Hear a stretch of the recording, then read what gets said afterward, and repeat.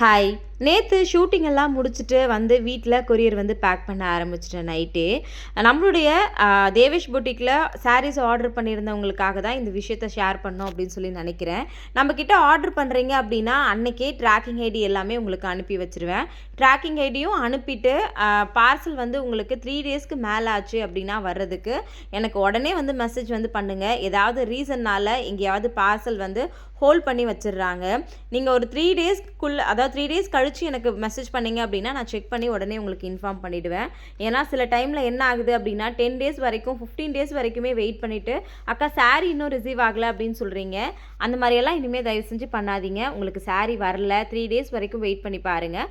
வரல அப்படின்னா எனக்கு உடனே இன்ஃபார்ம் பண்ணுங்கள்.